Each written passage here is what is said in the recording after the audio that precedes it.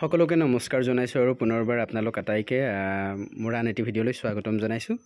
বৰ্তমান অসমত নিযুক্তিৰ খবৰ চলি আছে আৰু আজি পুনৰ এটি ভাল খবৰ অসমৰ মাননীয় মুখ্যমন্ত্ৰী ডক্টৰ হিমন্ত বিশ্ব শৰ্মা ডাঙৰীয়াই ঘোষণা কৰিছে।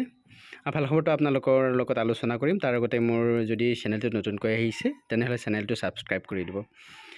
ইতিমধ্যে আজি অসম পুলিচৰ কেইবাটাও পদৰ ফলাফল ঘোষণা কৰা হৈছে বা বিভিন্ন বিভাগৰ পদৰ ফলাফল ঘোষণা কৰা হৈছে। তাৰ আগদিনাও SI পৰীক্ষাৰ ফলাফল ঘোষণা কৰা হৈছিল। আজি মুখ্যমন্ত্ৰী ডাঙৰীয়াই তেখেতৰ ফেচবুক পোষ্টত আৰু এটি নিযুক্তি সম্পৰ্কীয় বাতৰি দাঙি ধৰিছে। ৩,৬৯৮টা পদৰ ফলাফল অহা অক্টোবৰ মাহৰ 12 তাৰিখ অৰ্থাৎ কাইলৈ ঘোষণা কৰিব।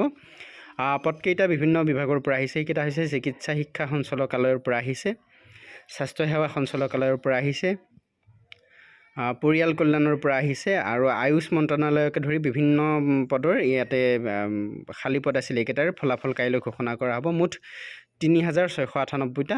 সকলোকে আগতীয়াকৈ শুভেচ্ছা জনালোঁ। যিসকলে এই পৰীক্ষাত অৱতীৰ্ণ হৈছিল তেখেতসকলক আন্তৰিক শুভেচ্ছা জ্ঞাপন কৰিলোঁ আৰু যিসকল আজিৰ পৰীক্ষাত সফলতাৰে উত্তীৰ্ণ হ'ল তেখেতসকললৈ আন্তৰিক অভিনন্দন জ্ঞাপন কৰিছোঁ। ভিডিঅ'টো ইমানেই আছিল। যদি ভিডিঅ'টো ভাল পাইছে তেনেহ'লে লাইক, কমেণ্ট আৰু শ্বেয়াৰ কৰি দিবলৈ নাপাহৰিব।